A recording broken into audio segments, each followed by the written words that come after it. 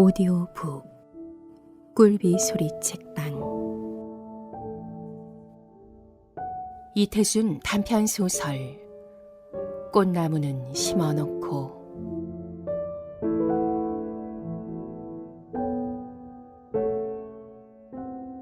자꾸 돌아반 뭘 해. 어서 바람을 졌을 때 휑하니 걸어야지. 하면서 아내를 돌아보니 그도 말소리는 천연스러우나 눈에는 눈물이 다시 핑그르 돌았다. 이 고갯마루만 넘어서면 저 동네는 다시 보려야 안 보려니 생각할 때 발도 천근이나 무거워지는 것 같았다. 이 고개, 집에서 오리밖에 안 되는 고개, 나무를 헤지고 이고 개턱을 넘어설 때마다 제일 먼저 눈에 띄곤 하던 저 우리 집. 집에서 연기가 떠오르는 것을 볼 때마다 허리띠를 조르고 다시 나무찜을 쥐고 일어서곤 하던 이 고개. 이 고개에선 넘어가는 햇볕에 우리 집 울타리에 빨아넣은 아내의 치마까지 빤히 보이곤 했다. 이젠 이 고개에서 저 집, 저 노랗게 갑간 병아리처럼 새로 영을 인 저 집을 바라보는 것도 마지막이로구나. 그는 고개 마루턱에 올라서더니 질방을 지키며 다시 한번 돌아서서 동네를 바라보았다. 아무데를 가도 저런 동네는 없을 것이다. 읍을 갔다 와도 성황당 턱만 내려서면 바람 한 점 없이 아늑하고 빨래하기 좋고 먹어도 좋은 앞 개울물이며 날이 추우면 뒷산에 올라 솔잎만 긁어도 며칠씩은 염려 없이 떼더니 이젠 모두 남의 동네 이야기로구나. 어서 갑시다. 하면서 이번에는 뒤에 떨어졌던 아내가 눈물 콧물을 풀어던지며 앞을 섰다. 그들은 고개를 넘어서선 보잘것없이 달아났다. 산에는 이불보, 옥구러미, 솥부지깽이, 바가지 쪽해서 한 짐 꾸역꾸역 걸머지고 옆편에는 어린애를 머리도 안 보이게 이불에 꿍쳐서 업은 데다 무슨 기름병 같은 것을 들고 앞서거니 뒤서거니 하여 도랑이면 건너뛰고 굽은 길이면 논틀 밭틀로 질러가면서 귀에서 바람이 싱싱 나게 달아났다. 장날이 아니라 길에는 만나는 사람도 별로 없었다. 이따금 발밑에서 모초리가 포드득하고 날고 밭고랑에서 꿩이 놀라서 꺽꺽거리며 산으로 달아나는 것밖에 아무것도 없었다. 길이나 잘못 들면 어째? 밤낮 나무 다니던 데를 모를까? 조그만 갈래길을 지날 때 이런 말을 주고받은 것뿐 다시는 입이 붙은 듯 묵묵히 걸어 그들은 점심때가 훨씬 지나서야 서울 가는 큰 길에 들어섰다. 큰 길에는 바람이 제법 세차게 불었다. 전봇줄이 앵앵 울었다. 동지가 내일인가 모레인가 하는 때라 얼음같이 날카로운 바람결에 그들의 옷깃은 다시금 떨리었다. 바람이 차서도 떨리었거니와 그보다도 길고 어마어마하게 넓은 길, 그리고 눈이 모자라게 아득하니 깔려있는 긴 길. 그 길은 그들에게 눈에도 설거니와 발에도 마음에도 선 길이었다. 논틀과 밭둑으로 올 때에는 그래도 그런 줄은 몰랐는데 척 신장로에 올라서니 그젠 정말 낯선 데로 가는 것 같고 허턱 함부로 살 길을 찾아 떠나는 불안스러운 걱정이 와짝 치밀었던 것이다. 그래서 앵앵하는 전봇줄 소리도 메세나 꿩의 소리보다는 엄청나게 무서웠다. 서로 말은 하지 않았어도 사내나 아내나 다 같이 그랬다. 그들은 그 길을 그저 10리, 20리 걸어 나가는 수밖에 없었다. 자동차가 지날 때는 물론 자전차만 때르릉 하고 와도 허둥거리고 한데 모여 길 아래로 내려서면서 서울을 향하여 타박타박 걸을 뿐이었다.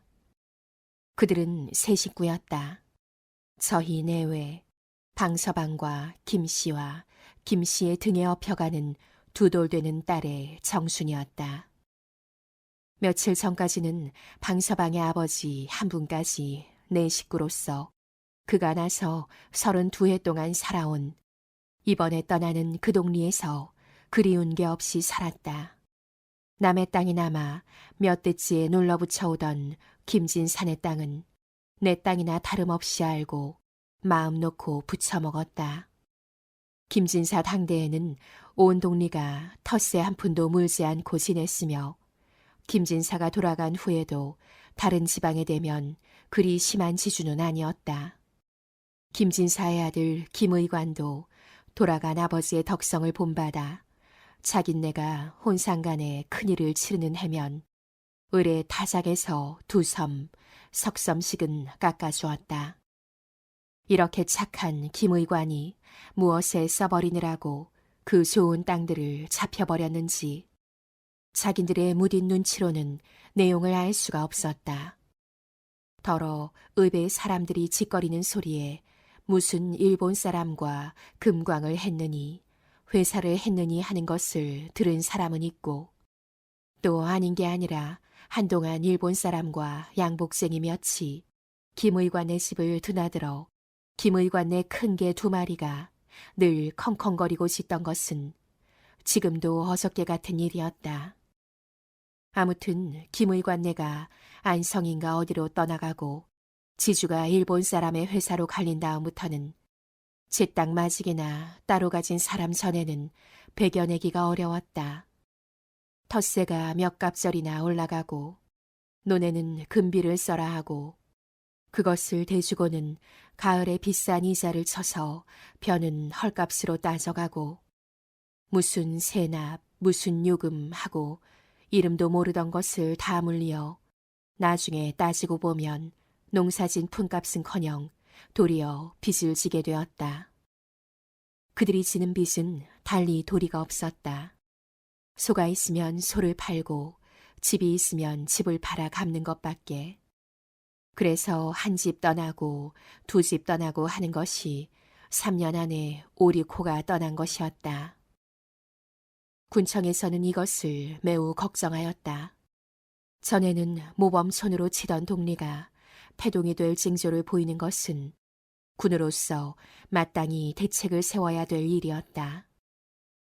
그래서 지난 봄에는 군으로부터 이 동리에 사쿠라 나무 200여 주가 나왔다.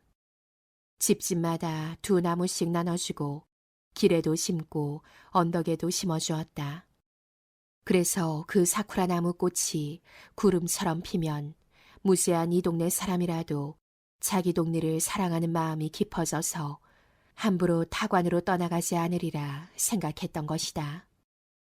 사쿠라 나무들은 몇 나무 죽지 않고 모두 잘 살아났다. 방서방네가 심은 것도 앞마당의 것, 뒷동산의 것 모두 싱싱하게 잘 자랐다.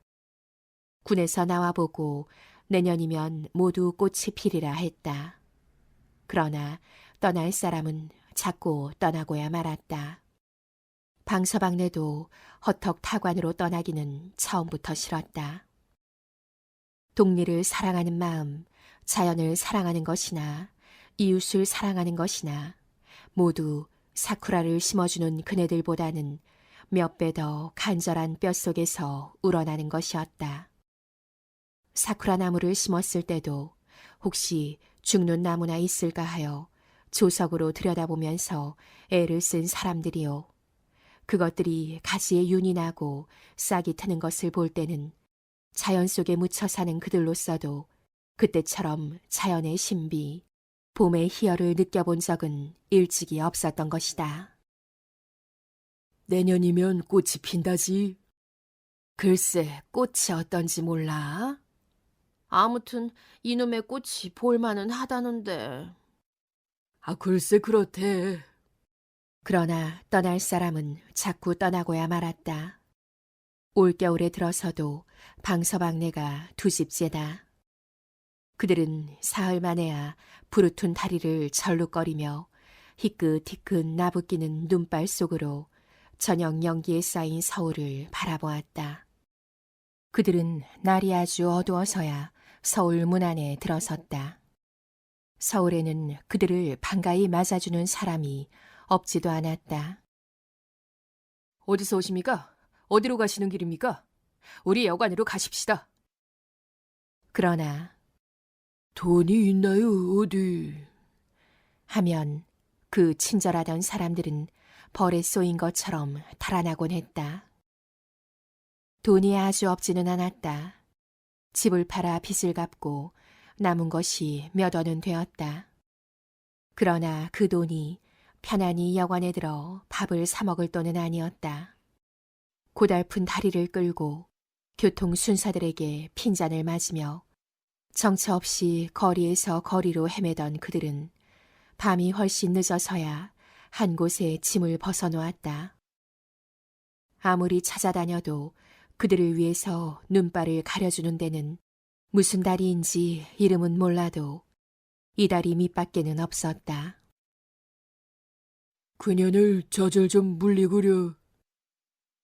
그까지 빈젖을 물려서 뭘 하오? 아이가 하우니까 지나던 사람들이 다리 아래를 기웃거려 보기 때문이었다. 그들은 어둠 속에서 짐을 끄르고 굳은 범벅과 삶은 달걀을 물도 없이 먹었다. 그리고 그 서리고 쑤시는 다리 오금을 한번 펴볼 때도 없이 앉아서 정 못 견디겠으면 일어서서 어정거리며 긴 밤을 밝혔다. 이튿날은 그래도 거기를 한 대보다는 낫답시고 거적을 사다 두르고 냄비를 걸고 쌀을 사들이고 물을 길어들이고 나무도 사들였다. 그리고 세 식구가 우선 하루를 푹 쉬었다. 눈발은 이날도 멋지 않았다. 밤이 되어서는 한박송이로 쏟아지기 시작했다. 방서방은 쏟아지는 눈을 바라보고 이 눈이 그치고는 무서운 추위가 오려니 생각했다. 그리고 또 쌀이비를 한 자루 가져왔다면 하고도 생각했다. 그는 새벽같이 일어났다. 발등이 묻히는 눈 위로 한참 찾아다녀서 다람쥐 꽁지만한 쌀이비 하나를 그것도 오전이나 주고 사기는 했다. 그리고 큰 미천이나 잡은 듯이 집집마다 다니며 아직 열지도 않은 대문을 두드렸다. 댁에 눈 쳐드릴까요? 우리 눈칠 사람 있어. 댁에 눈 안 치시렵니까? 어련히 칠까봐 걱정이야. 방서방은 어이가 없어 마당도 없는 녀석이 괜히 비만 쌌군. 하고 다리 밑으로 돌아오고 말았다. 그는 직업 속에서도 가보았다. 행랑도 구해보았다. 지게를 지고 삭짐도 져보려고 싸다녀 보았으나 지게를 부르는 사람은 없었다. 한 학생이 고리짝을 지고 정거장까지 가자고 했지만 막상 맞닥뜨리고 보니 나중에 저 혼자 다리 밑으로 찾아올 수 있을까 걱정되었다. 그래서 거기 갔다가 제가 여기까지 혼자 찾아올까요? 하고 얼음거렸더니 그 학생은 무어라고 일본말로 핀잔을 주며 가버린 것이었다. 하루는 다리 밑으로 순사가 찾아왔다. 거기로 호구조사로 온 것은 아니었다. 다리 밑에서 불을 떼면 어떻게 할 테야? 에? 날마다 이 밑에서 연기가 났어. 다시 불을 떼다가는 이 밑에서 자지도 못하게 할 테니 그리 알아. 정말 그날 저녁부터는 연기가 나지 않았다. 끓일 것만 있으면 다리 밖에 나가서라도 못 끓일 바 아니었지만 그날은 아침부터 양식이 떨어진 것이다. 어떡하오. 아내는 맥이 풀려 울 기운도 없었다. 어린 것만이 빈 젖을 물고 두어 번 빨아보다가 울곤 울곤 하였다. 방서방은 아무런 대답도 없이 앉았다가 이따금 경칠놈의 세상. 하고 입맛을 다실 뿐이었다. 이튿날 이른 아침 어린 것은 아범의 품에서 살 때다. 초저녁엔 어멈의 품속에 넣고 자다가 오줌을 싸면 그 다음엔 아범이 제품을 해치고 안고 자는 것이었다. 밤새도록 궁리에 묻혀 잠을 이루지 못하던 아범이 새벽녘에야 잠이 들어 어린 것과 함께 쿨쿨 잘 때였다. 김씨는 남편이 한없이 불쌍해 보였다. 술 한 잔 허투루 먹는 법 없고 담배도 일하는 날이나 일꾼들을 주려고만 살 줄 알던 남편이 어쩌다 저 지경이 되었나 생각할 때 세상이 원망스러울 뿐이었다. 그리고 굶고 앉았더라도 그 집만 팔지 말고 그냥 두었던들 하고 고향에만 돌아가고 싶은 생각뿐이었다. 김씨는 생각다 못해 바가지를 집어든 것이다. 고향을 떠날 때 이웃집에서 서울 가면 이런 것도 산다는데. 하고 짐을 달아주던 잘 굳고 커다란 새 바가지였다. 그는 서울 와서 다리 밑을 처음 나선 것이다. 그리고 바가지를 들고 나서기도 생전 처음이었다. 다리가 후들후들하였다. 꼭 일주야를 굶었고 어린 것에게 시달린 그의 눈엔 다 밝은 하늘에서 번쩍번쩍하는 별이 보였다. 그러나 눈을 가다듬으면서 그는 부잣집을 찾았다. 봄에 모두 부잣집 같았으나 모두 대문이 굳게 닫혀 있었다. 대문을 연 집, 그는 이것을 찾고 헤매기에 그만 뒤를 돌아보지 못하고 이 골목 저 골목으로 앞으로만 나간 것이었다. 다행히 문을 연 집이 있었고 그런 집 중에도 다 주는 것이 아니었지만 10집의 한 집으로 식은 밥, 더운 밥 해서 한 바가지를 얻었을 때는 돌아올 길을 잃어버리고 만 것이다. 이 길로 나가보아도 딴 거리, 저 길로 나가보아도 딴 세상. 어디로 가야 그 개천, 그 다리가 나오는지 알 재주가 없었다. 기가 막혔다. 물어볼 행위는 많았으나 개천 이름이나 다리 이름을 모르고는 헛일이었다. 해가 높아갈수록 길에는 사람이 들끓었고 그럴수록 김씨는 마음과 다리가 더욱 갈팡질팡하고 있을 때 한 노파가 친절한 손길로 김씨의 등을 두드렸다. 어딜 찼소? 김씨는 울음부터 왈칵 나왔다. 염려할 것 없어. 내 서울 장안엔 모르는 데가 없어. 내 찾아주지.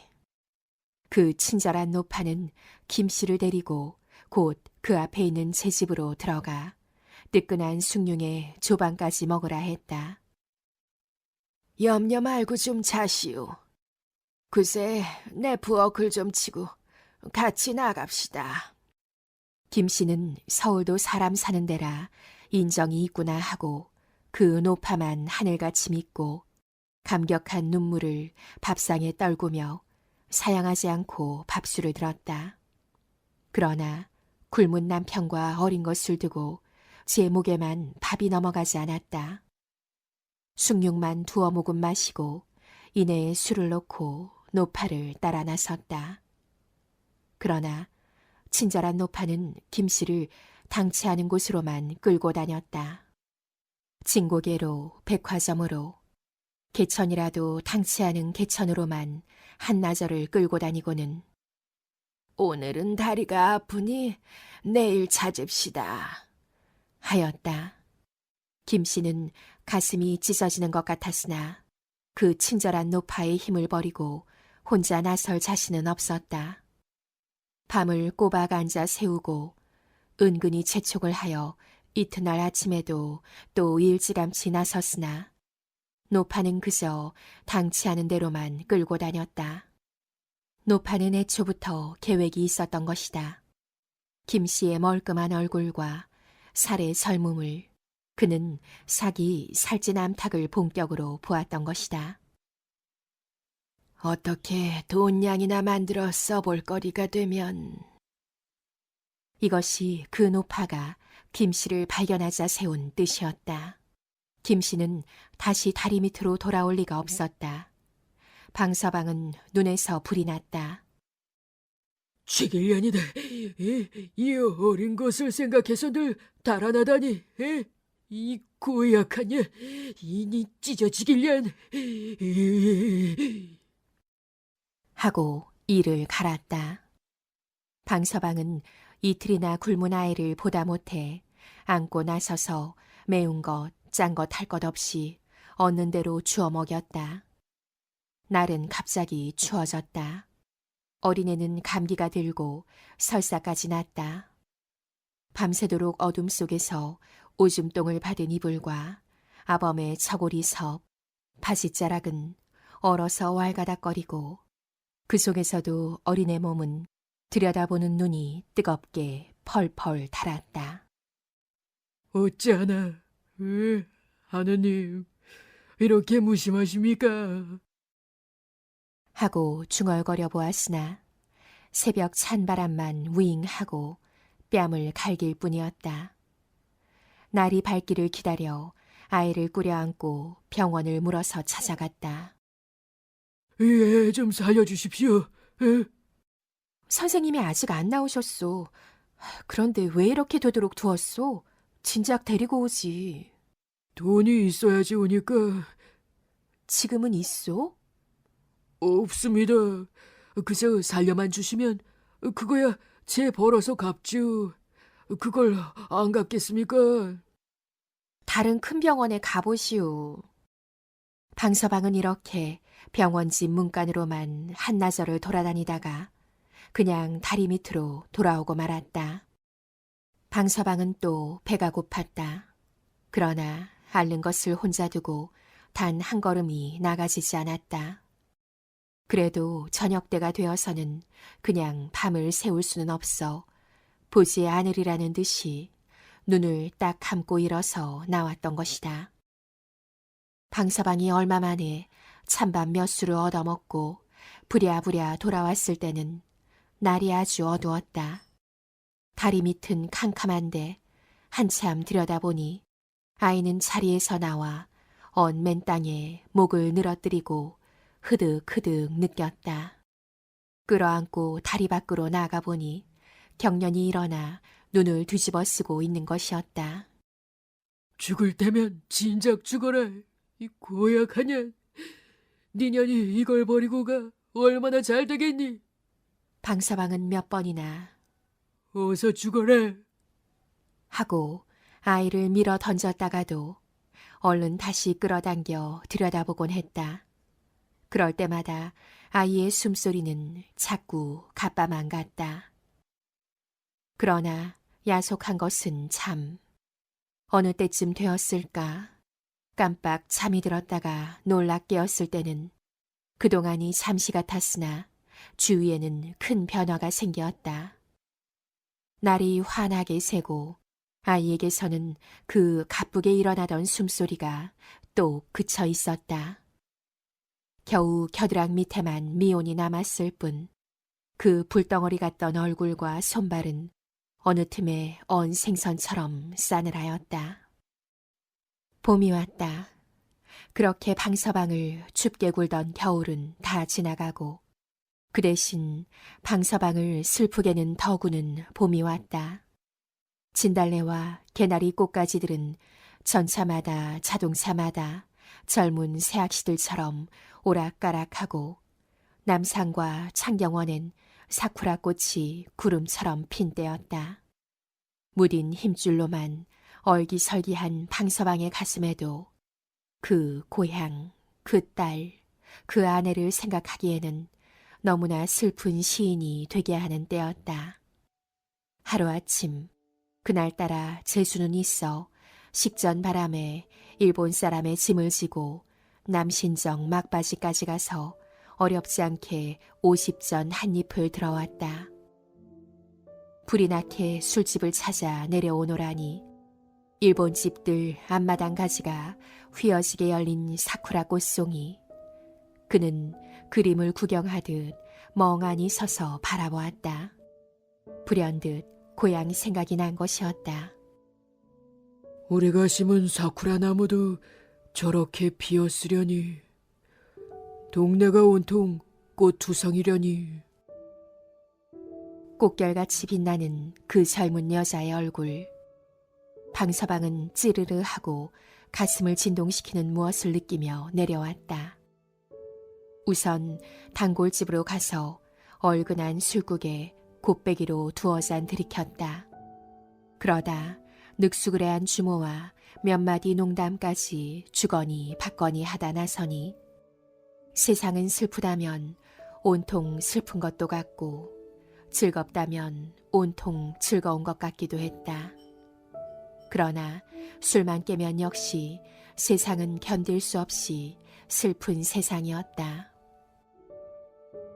경칠놈의 세상 같으니.